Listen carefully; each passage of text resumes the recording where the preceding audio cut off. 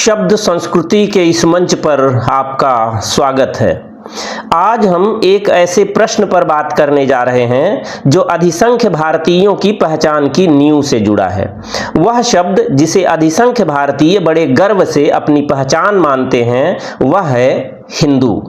प्रश्न है कि क्या यह शब्द वास्तव में हमारे प्राचीन वेदों, उपनिषदों या पुराणों में मिलता है? क्या यह शब्द उतना ही पुराना है जितना हमारा धर्म? यह एक ऐसा सवाल है जो अक्सर अच्छों को उलझाता रहता है, लेकिन इस पर होने वाली अधिकतर बहसें तथ्यों से ज्यादा भावनाओं पर आधारित होती हैं। असल में शब्द संस्कृति से जुड़े कई सुधी श्रोताओं ने कई शब्दों के बारे में चर्चा करने का सुझाव दिया है। उदाहरण के लिए ब्रह्म, सत्य, रुत, वामपंथ, दक्षिणपंथ जैसे दर्जनों शब्द। फिलहाल आज हम हिंदू और इसके इर्द गिर्द के कुछ शब्दों की चर्चा करेंगे ताकि पूरे विषय की कुछ ठीक ठाक समझ बन सके। मेरी चर्चा सामान्यतः परीक्षाओं की तैयारी करने वाले छात्रों के हिसाब से नहीं होती है, पर शब्दों की व्युत्पत्ति के दौरान ऐतिहासिक संदर्भ और भाषा व्याकरण की बातें कुछ विद्यार्थियों ने भी अपने लिए उपयोगी पाया है, तो मैं समझता हूं कि यह अच्छी बात है। बहरहाल आज हम हिंदू शब्द के बहाने इस मुद्दे की तह तक जाने की कोशिश करेंगे। भाषा, इतिहास और शास्त्रों के सहारे यह समझेंगे कि इस शब्द की असली कहानी क्या है। सबसे पहले आइए भाषा विज्ञान का एक बुनियादी नियम समझते हैं। हर शब्द की उत्पत्ति दो तरह से होती है। या तो वह किसी समुदाय के भीतर से जन्म लेता है जिसे हम आंतरिक नाम या एंडोनिम कहते हैं, या फिर बाहर के लोग किसी भूभाग या वहां रहने वाले लोगों को एक नाम देते हैं जिसे हम बाहरी नाम या एक्सोनिम कहते हैं। हिंदू शब्द की उत्पत्ति को समझने के लिए हमें इसी दूसरे नियम को देखना होगा। हमारा पहला और सबसे मजबूत प्रमाण सिंधु नदी है। यह नदी हमारे प्राचीन इतिहास का केंद्र रही है। सिंधु घाटी की सभ्यता, जिसे हम दुनिया की सबसे पुरानी सभ्यताओं में से एक मानते हैं, इसी नदी के किनारे फली फूली। वैसे यहां मैं स्पष्ट कर दूं कि मैं बस समझाने के लिए इतिहास के पठन पाठन के हिसाब से यह बात कर रहा हूं, लेकिन मैं स्वयं सिंधु घाटी सभ्यता जैसी कोई चीज नहीं मानता। खैर, जब फारसी और अरब आक्रमणकारी इस क्षेत्र में आए तो उन्होंने इस नदी के पार रहने वाले लोगों को एक नाम दिया। आक्रमणकारी हो या कोई भी, अगर वह कहीं जाता है तो जहां भी जाता है उसके लिए किसी न किसी नाम का सहारा लेता ही है। भारत के मामले में विशिष्ट बात यह है कि यह इस्लाम, ईसाई, यहूदी की तरह कभी किसी संगठित पंथ या संप्रदाय की पहचान लेकर नहीं चलता था कि पहले से इसका कोई एक नाम प्रचलित रहा हो। आज हम जिस तरह सनातन संस्कृति के लिए हिंदू नाम दे देते हैं, ऐसा अतीत में नहीं था। ऐसे में जब मुसलमान आक्रमणकारी आए तो उन्हें यहाँ के लोगों के लिए कोई न कोई नाम तो देना ही था। यहीं भौगोलिक कारणों से सिंधु नदी एक प्रस्थान बिंदु बन जाती है। बात यह थी कि आक्रमणकारियों की भाषाओं में संस्कृत की सा ध्वनि अक्सर हा में बदल जाती थी। यह कोई मनमाना बदलाव नहीं था, बल्कि एक स्थापित भाषाई नियम था जिसे सकार हकार परिवर्तन कहते हैं। इस नियम को हम अन्य शब्दों में भी देख सकते हैं, जैसे कि संस्कृत का सप्त सिंधु फारसी में हफ्त हिंदू बन गया। संस्कृत का सरस्वती फारसी में हरहवती बन गया। संस्कृत का सोम फारसी में होम बन गया। यहाँ एक और बहस शुरू हो जाती है। पारसियों को आर्य ही मानकर कुछ लोग सा के हा में परिवर्तन को भारत की ही देन बताते हैं, तो कुछ लोग सप्त सिंधु प्रदेश, आर्यावर्त की 7 नदियों सिंधु, सरस्वती, झेलम, चिनाब, रावी, सतलुज और ब्यास, या इसी तरह से हिंदुकुश, हिंदुकेश और हिंदुस्तान आदि का नाम लेकर हिंदू शब्द को भारतीय शब्द सिद्ध करने की कोशिश करते हैं। लेकिन जरा गहरे उतरेंगे तो पता चलेगा कि यह कहीं की ईंट कहीं का रोड़ा जोड़ने वाली बात है। जगत गुरु रामभद्राचार्य या मनोज मुंतशिर जैसे लोग बृहस्पति आगम जैसे ग्रंथों में हिंदू शब्द की जो मौजूदगी दिखाते हैं तो उसका भी रहस्य जैसे जैसे आगे बढ़ेंगे वैसे वैसे खुलता जाएगा। बात उठी है तो समझिए कि हिंदुस्तान को भारतीय बनाने की दृष्टि से हिंदुस्तान कहना बुरा नहीं है, पर हिंदुस्तान भी अंततः घालमेल का शब्द है।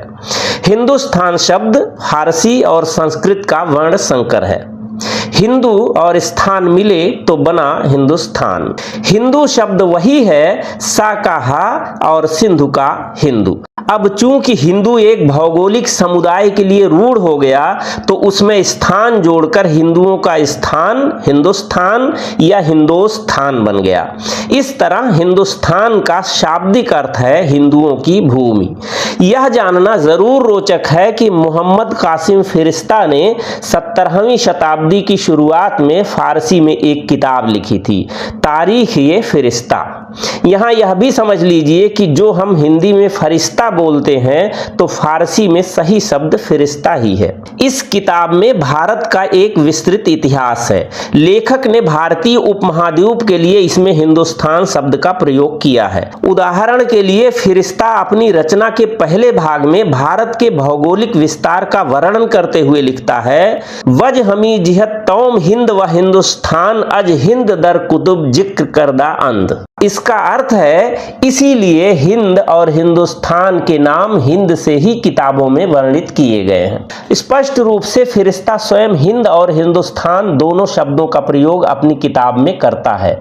इससे इतना तो पता चलता है कि 17वीं शताब्दी तक यह शब्द फारसी और मुगल कालीन साहित्य में स्थापित हो चुका था। बाकी 11वीं शती में अलबरूनी के किताबुल हिंद और फिरदौसी के शाहनामा वगैरह में हिंद हिंदुस्तान रूप मुख्य रूप से मिलते हैं। संस्कृत ग्रंथों में सीधा हिंदुस्तान रूप बहुत प्राचीन नहीं है, क्योंकि संस्कृत में भारत को अधिकतर आर्यावर्त, जम्बूद्वीप, भारतवर्ष आदि कहा गया है। मध्यकालीन, भक्तिकालीन हिंदी और रीतिकालीन कवियों के ग्रंथों में हिंदुस्तान शब्द के कुछ प्रयोग मिलते हैं। 13वीं और 14वीं शताब्दी के महान फारसी कवि और विद्वान अमीर खुसरो की रचनाओं में हिंद, हिंदवी, हिंदुस्तान जैसे शब्द मिलते हैं। हम जानते हैं कि अमीर खुसरो को तूतीय हिंद के नाम से भी जाना जाता था। वे स्वयं को हिंदुस्तानी कहते थे और अपनी मातृभूमि पर गर्व करते थे। उन्होंने अपनी एक प्रसिद्ध फारसी कविता में लिखा है, चुमन तूतीय हिंदम अर रास्त पुरसी जमन हिंदवी पुरसता नग्ज गोयम तुर्क ये हिंदुस्तानियम मन हिंदवी गोयम जवाब। अर्थ यह है कि मैं हिंद की तूती हूं, अगर तुम मुझसे कुछ जानना चाहते हो तो हिंदवी यानी हिंदी में पूछो ताकि मैं तुम्हें अच्छी बातें बता सकूं। मैं हिंदुस्तान का तुर्क हूं, मैं हिंदवी में जवाब देता हूं। तुलसीदास के रामचरितमानस आदि में हिंदुस्तान नहीं बल्कि भारत और भारतवर्ष मिलता है। 17वीं शती में शिवाजी और छत्रपाल के प्रशस्तिकार कविभूषण की कृतियों में जैसे कि शिवाबामनी, शिवराज भूषण, छत्रसाल दशक आदि में हिंदुआन, हिंदुआनी जैसे शब्द मिलते हैं। ब्रज फारसी मिश्रित ग्रंथों में हिंदुस्तान शब्द कहीं कहीं मिलता है, पर सब मुगलों के बाद की बातें हैं। आईने अकबरी में मूल फारसी रूप हिंदुस्तान है, लेकिन उसके हिंदी ब्रज अनुवादों में हिंदुस्तान लिखा मिल जाता है। हिंदुकुश शब्द की बात करें तो हिंदुकुश पर्वत श्रृंखला का नाम भी फारसी भाषा से ही आया है। बहुत से लोग हिंदुकुश के कुश को संस्कृत का समझ लेते हैं, पर यह कुश कुशल वाला कुश नहीं है। इस शब्द की व्युत्पत्ति को लेकर कई सिद्धांत प्रचलित हैं, लेकिन सबसे व्यापक रूप से स्वीकृत व्युत्पत्ति है हिंदू धन कुश बराबर हिंदुकुश। हिंदू शब्द का अर्थ वही है जो हिंदुस्तान या हिंदुस्तान में है। कुश का फारसी में एक अर्थ है मारना या नाश करना। इस तरह हिंदुकुश का अर्थ है हिंदुओं को मारने वाला। यह नाम इसलिए पड़ा क्योंकि इस पर्वत श्रृंखला को पार करना बहुत कठिन था और इसमें कई यात्रियों की मौत हो जाती थी। इस पर्वत के दर्रों को पार करते समय तुर्क लुटेरे अक्सर भारतीय उपमहाद्वीप से ले जाए गए हिंदू दासों को ठंड से मरते हुए छोड़ देते थे और इस तरह खुद को दोष देने के बजाय हिंदुओं को मारने का दोष एक पर्वत श्रृंखला को दे दिया। इस शब्द का सबसे पहला ज्ञात प्रयोग 14वीं शताब्दी के अरब यात्री इब्न बतूता के यात्रा वृत्तांतों में मिलता है। इब्न बतूता ने अपनी पुस्तक रिहला में इस पर्वत का उल्लेख हिंदुकुश के रूप में किया है, जहां इसकी दुर्गमता का वर्णन किया गया है। अब हिंदुकेश शब्द को समझते हैं। हिंदुकेश शब्द का सबसे पहला प्रयोग अकबरनामा में मिलता है, जो कि मुगल बादशाह अकबर के दरबार में अबुल फजल द्वारा लिखा गया था। वैसे लिप्यंतरण में यह पर्वत श्रृंखला के रूप में हिंदुकुश भी मिलता है। हिंदू धनकेश बराबर हिंदुकेश। यहाँ भी कुछ लोग गफलत में केश को संस्कृत का शब्द मान लेते हैं, पर इस केश का अर्थ बाल नहीं बल्कि फारसी में केश का मतलब व्यक्ति या वंश भी होता है। रोचक है कि फारसी में केश का अर्थ पंथ, मशरब, आचरण, व्यवहार वगैरह भी होता है। अकबरनामा में तो खैर इसका संदर्भ जो भी है, पर यहाँ से चाहें तो आप हिंदू केश से हिंदू धर्म या हिंदू पंथ शब्द निकाल सकते हैं। बावजूद इसके तब भी यह विदेशी ही सिद्ध होगा। अकबरनामा के खंड 1 में जहां हुमायूं के शासनकाल का वर्णन है, ऐसे कई संदर्भ हैं। उदाहरण के लिए मूल फारसी पाठ है, वअज हमीजा ये फरजंद ये खुद मिर्जा मोहम्मद हकीम राबा हाकिम ये काबुल मुकर्रर करद व बाकी ये लश्कर अजराह ये हिंदुकुश गुजरिसत। संक्षेप में कहा जा सकता है कि ये सभी शब्द फारसी और अरबी भाषाओं में भारत के भौगोलिक और जातीय संदर्भ में प्रयोग हुए और इनके मूल रूप में सिंधु नदी का नाम ही है। ये सभी शब्द भारतीय ग्रंथों की अपेक्षा मध्य एशियाई और फारसी अरबी ग्रंथों में अधिक मिलते हैं। कुल मिलाकर बात यह कि सिंधु से हिंदू शब्द बना। जब यूनानी और रोमन इस क्षेत्र में आए तो उन्होंने इसे इंडस और इंडिया के रूप में अपनाया। इस तरह हिंदू शब्द मूलतः एक भौगोलिक पहचान था, यानी सिंधु नदी के पार रहने वाले लोग। यह कोई धार्मिक पहचान नहीं था, यह एक बाहरी लेबल या कहें ठप्पा था, जिसे बाद में यहाँ के लोगों ने अपनी पहचान के रूप में स्वीकार कर लिया। किसी शब्द को बार बार किसी के लिए कहा जाए तो धीरे धीरे वह स्वीकार्य हो ही जाता है। हमारे धर्म गुरुओं का हाल यह है कि वे कैसे कहें कि हिंदू शब्द का उद्गम सिंधु में होकर भी कहीं बाहर है। अब आते हैं सबसे निर्णायक प्रमाण पर, जो हमारे प्राचीन ग्रंथ हैं। ऋग्वेद, यजुर्वेद, सामवेद, अथर्ववेद, उपनिषद, यहाँ तक कि वाल्मीकि रामायण और महाभारत जैसे विशाल और प्राचीन ग्रंथों के पन्ने पलटिए तो पता चलता है कि आज के अर्थ में हिंदू शब्द कहीं भी नहीं मिलता। यदि यह शब्द वास्तव में वैदिक युग का होता तो इसे इन प्रमुख ग्रंथों में अवश्य मिलना चाहिए था। एक साधारण सा तर्क है कि संसार में जितने भी पंथ, मजहब या समुदाय हैं, उनसे संबंधित सबसे महत्वपूर्ण शब्द का उल्लेख उनके ग्रंथों में बार बार कहीं न कहीं जरूर मिलेगा। ऐसे में ऐसा कैसे हो सकता है कि हिंदू धर्म के वर्तमान के सबसे महत्वपूर्ण शब्द हिंदू का उसके किसी भी महत्वपूर्ण धर्म ग्रंथ में जिक्र तक न हो? वास्तव में यह एक निर्विवाद साक्ष्य आधारित सत्य है, जिसे भावनात्मक बहसें नहीं बदल सकती। यदि कोई हिंदू शब्द को वैदिक कहे तो बस एक सरल सवाल पूछना चाहिए कि ऐसा किस वेद के किस अध्याय में लिखा है। जाहिर है आपको इसका कोई स्पष्ट उत्तर नहीं मिलेगा। यह कोई छोटी बात नहीं है। यह दिखाता है कि यह शब्द उस समय के आध्यात्मिक या धार्मिक शब्दावली का हिस्सा बिल्कुल नहीं था। कुछ लोग मध्यकालीन और आधुनिक ग्रंथों जैसे कि शब्द कल्पद्रुम और रामकोश या कुछ पुराणों का हवाला देते हैं।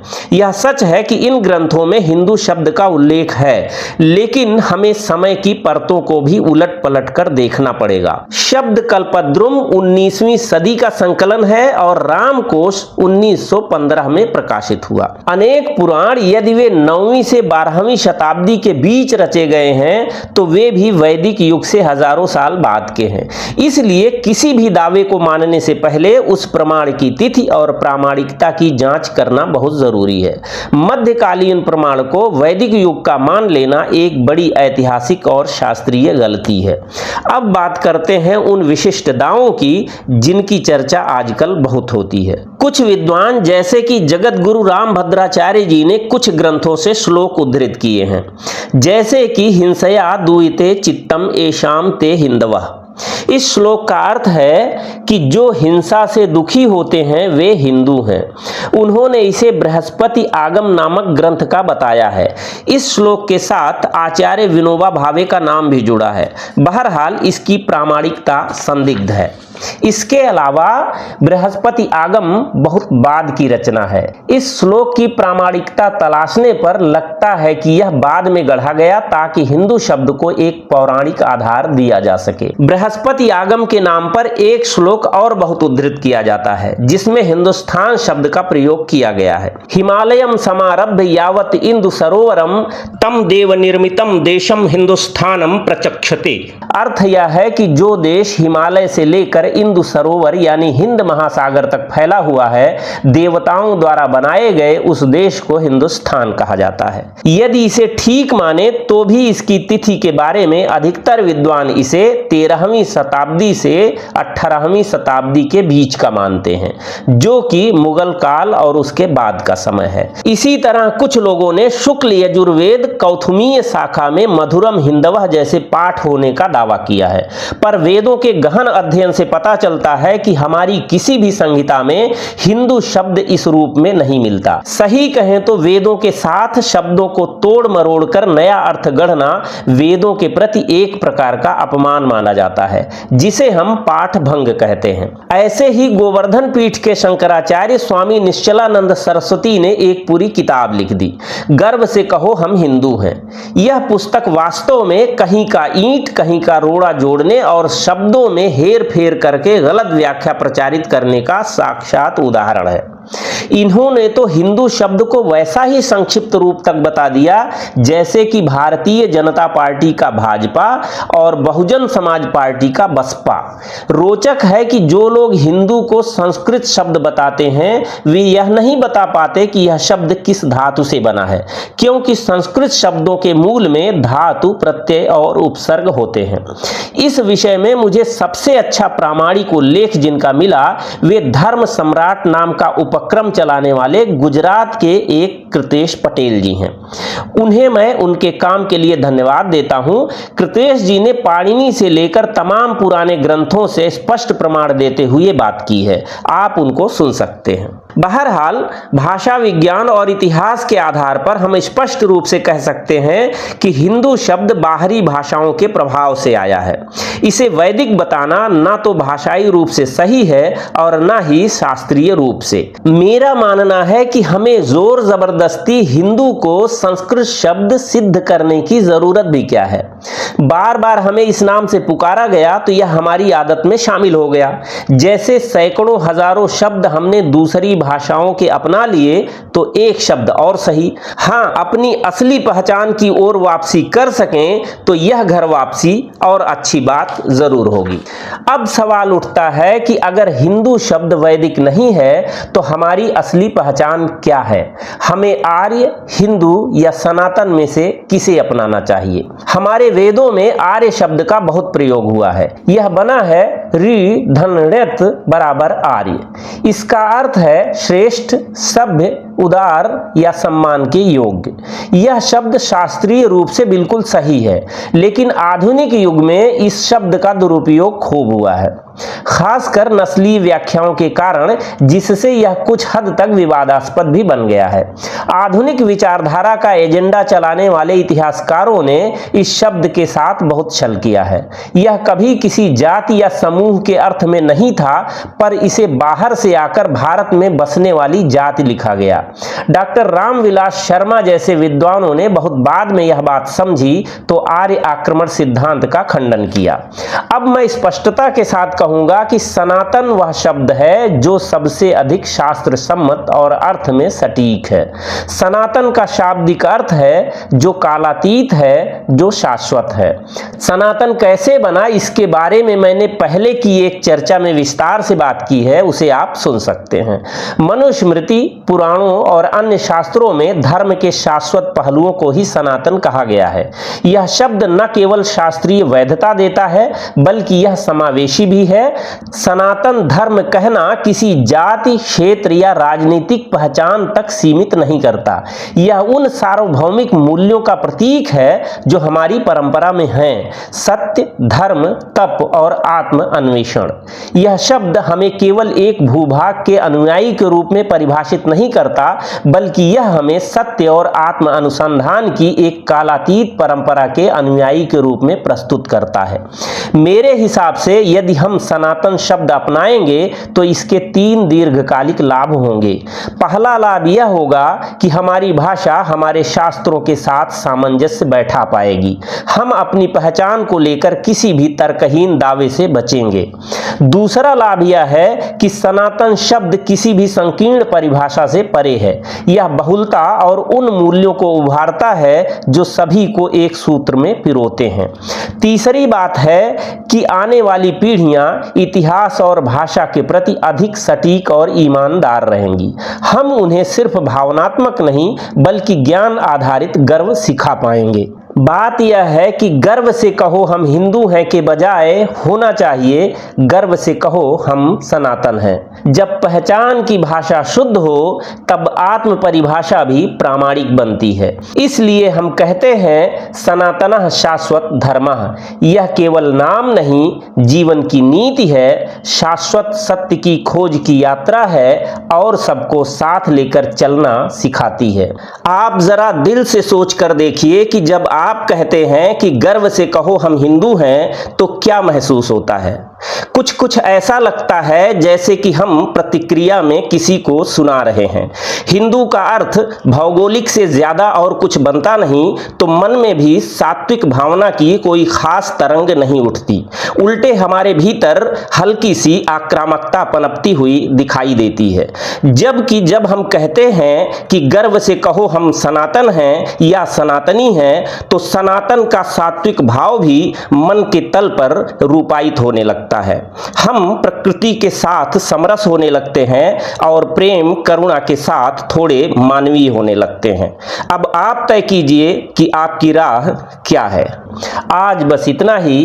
पूरी बात धैर्यपूर्वक सुनने के लिए बहुत बहुत धन्यवाद।